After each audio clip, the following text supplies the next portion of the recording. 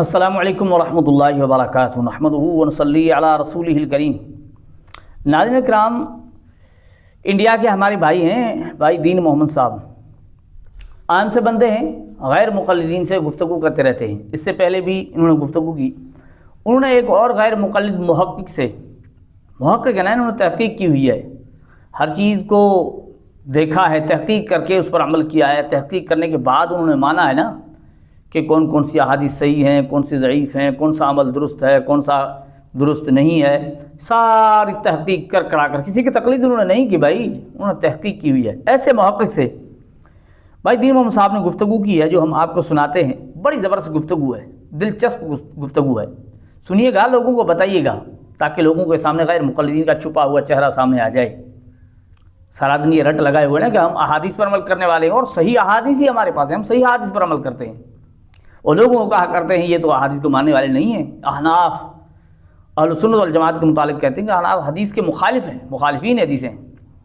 تو سن لیجئے غیر مقلد سے جو گفتگو کی ہے بھائی دین محمد صاحب نے۔ وعلیکم السلام، خیریت ہے حضرت؟ ہائی پلس چینل سے جی میں نے کل بھی فون کیا تھا حضرت۔ ہاں کس سلسلے میں بولیے؟ جی حضرت، مجھے ایک تو یہ جاننا تھا کہ حدیث کس کو کہتے ہیں حضرت؟ حدیث کس کو کہتے ہیں؟ جی حدیث کہتے ہیں ہر وہ بات جو اللہ کے نبی صلی اللہ علیہ وسلم نے کہی جی، اور اگر وہ صحیح سند کے ساتھ ثابت ہے تو وہ حدیث صحیح ہوتی ہے جی، اور اگر وہ جو ہے ضعیف سند کے ساتھ ہو تو وہ ضعیف ہوتی ہے۔ اچھا ماشاءاللہ، یعنی اللہ کے نبی کا جو عمل ہے اس کو حدیث کہا جاتا ہے حضرت ہے؟ اور جو صحابہ نے جس کو نقل کیا ہے، قول ہو، آپ کا عمل ہو، آپ کی تقریر ہو۔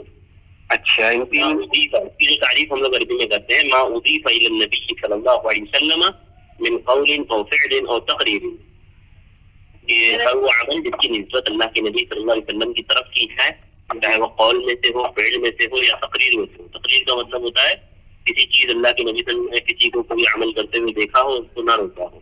جی ماشاءاللہ۔ اچھا، دوسرا حضرت یہی جاننا تھا، یہ ضعیف حدیث کب ہوتی ہے حضرت؟ ضعیف حدیث کی شروط ہے جی کیا حضرت؟ حدیث اس وقت ہوتی ہے جب یا تو اس کی سند میں کوئی کلام ہو، سند منقطع ہو، جی، یا اس کا راوی عادل ہو، عادل نہ ہو، ضابط نہ ہو، یعنی اس کو یاد نہ رہتا ہو، یعنی اس کی یادداشت صحیح ہونی چاہیے۔ علت ہوتی ہے جس کی وجہ سے وہ ضعیف ہوتی ہے، یا شاذ ہوتی ہے وہ روایت۔ جی پانچ اسباب ہے حدیث صحیح ہونے کے۔ اچھا جی، ابو زید زمین صاحب کا بھی بیان سنتا ہوں میں، انہوں نے بھی بتایا تھا کہ بھئی جس کا حافظہ خراب ہوگا تو حدیث ضعیف ہو جائے گی۔ ہاں جی، یہ بھی شرط ہے حضرت؟ ہاں بالکل، میں نے کہا نا ضابط ہو۔ جی اب اس میں تفصیل ہے کہ وہ خفیف الضبط ہے جی، یا کیا اس کا مسئلہ ہے، وہ ساری تفصیلات ہے اس میں۔ اچھا جی حضرت، حدیث کی ایک بحث ہے۔ جی آپ کون بول رہے ہیں حضرت؟ میرا نام ارشد ہے، ارشد محمد۔ آپ کون بات کر رہے ہیں؟ میرا نام دین محمد ہے، یو پی سے ہوں میں۔ اصل میں جماعت وغیرہ میں جاتے رہتے ہیں، لیکن چینلوں پر بھی ویڈیو وغیرہ دیکھتے رہتے ہیں آپ حضرات کی، آئی پلس کی۔ اچھا، تیسری بات یہ ہے، مجھے یہ جاننا تھا کہ سینے پر جو ہاتھ باندھنے کی احادیث ہے یہ صحیح سند کے ساتھ ہیں حضرت؟ ہاں بالکل ہے۔ کون سی حضرت؟ ابن خزیمہ وغیرہ کی روایت ہے۔ اس کی سند بالکل صحیح ہے؟ ہاں سند صحیح ہے ابن خزیمہ کی۔ تو حضرت اس کی سند پڑھ کے بتا سکتے ہیں ہمیں حضرت؟ ابھی میں لے کر کے تھوڑی بیٹھا ہوں میرے بھائی، سند پڑھ کر کے میں بتاؤں آپ کو۔ آپ کو کیا اس میں شک ہے؟ آپ سند پڑھیے اور آپ مجھے بتائیے نا کہ آپ کو کیا شک ہے۔ نہیں، اگر آپ پڑھ دیتے تو پھر میں بتاتا کہ اس کی سند میں ایک راوی ہے محمد بن اسماعیل، ہاں اس کے بارے میں محدثین نے کہا ہے کہ اس کا حافظہ خراب تھا، اور آپ نے پہلے ہی بتا دیا ہے کہ جب حافظہ خراب ہوتا ہے تو حدیث ضعیف ہو جاتی ہے۔ ایسا ہے نا، مجھے واٹس ایپ کیجیے جو جرح آپ پیش کر رہے ہیں نا، جی وہ روایت، اس کی سند اور اس کی جرح آپ مجھے واٹس ایپ کیجیے، میں اس کا جواب آپ کو دیتا ہوں۔ نہیں، اس میں تو ہمارے اہل حدیث عالم بہت سارے جو گزرے ہیں، جیسے یہ علامہ البانی صاحب کی کتاب ہے سلسلۃ الحدیث، اس میں بھی محمد بن اسماعیل کو ضعیف لکھا ہے۔ سلسلۃ الاحادیث الصحیحہ، جی، تو اس میں بھی البانی صاحب نے ان کو محمد بن اسماعیل جو میں نے بتایا اس کو ضعیف کہا ہے، تو میرے سمجھ میں نہیں آتا، جب یعنی راوی ضعیف ہے، اس پر کلام ہے، تو پھر ہم اس کو صحیح کیوں کہتے ہیں؟ آپ مجھے بھیجیے، میں آپ کو بتاتا ہوں کیوں صحیح کہتے ہیں۔ جی میں نے بتایا نا آپ کو حضرت، اس وجہ سے ہے کہ اس کا حافظہ خراب تھا۔ میں مان لوں گا نا۔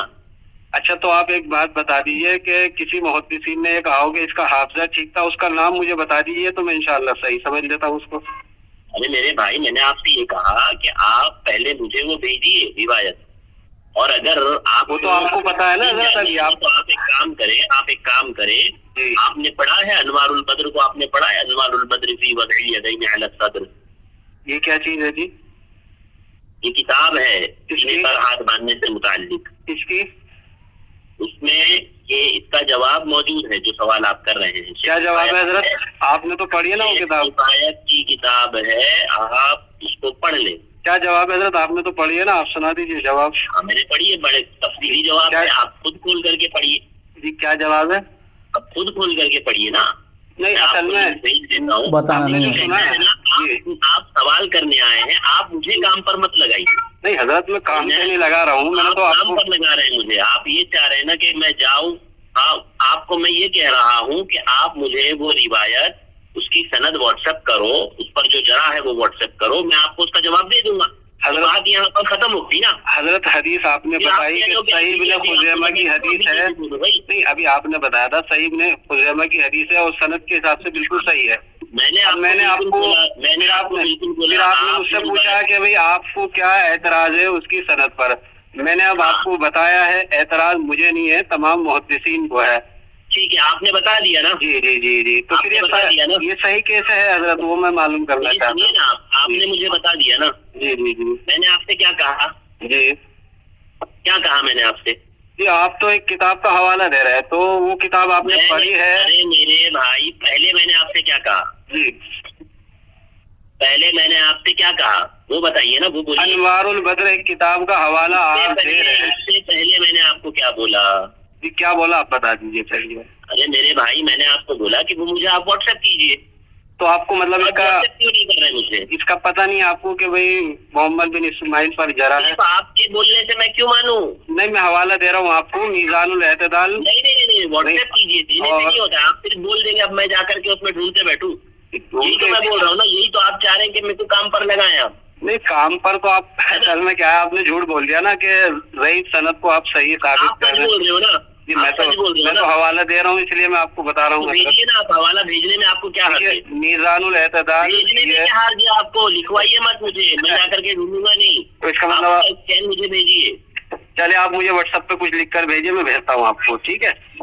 نہیں آپ بھیجیے اس پر مجھے واٹس ایپ پہ، یہی نمبر ہے ہمارا واٹس ایپ پر۔ اچھا جی ٹھیک ہے، ٹھیک ہے انشاءاللہ۔ تو پھر مان لیں گے حضرت آپ بھیجیے، میں اس کا جواب آپ کو بھیجوں گا۔ جواب تو آپ مجھے دے دیجیے نا، کیا جواب دینا ہے پھر آپ وہی بات پھر ریپیٹ کر رہے ہو بھائی۔ میں آپ کو جب بول رہا ہوں کہ آپ مجھے واٹس ایپ کرو، میں آپ کو جواب دوں گا، پھر آپ کہتے ہو کہ بول دو۔ تو ٹھیک ہے، مجھے بس آپ یہ جواب دے دینا اس میں کہ اگر کسی بھی محدثین نے یہ کہا ہو کہ اس کا حافظہ صحیح ہے، آپ مجھے واٹس ایپ کیجیے۔ ٹھیک ہے، آپ مجھے کچھ بھیجیے واٹس ایپ پہ، انشاءاللہ میں بھیجتا ہوں آپ کو، ٹھیک ہے؟ ٹھیک ہے، السلام علیکم۔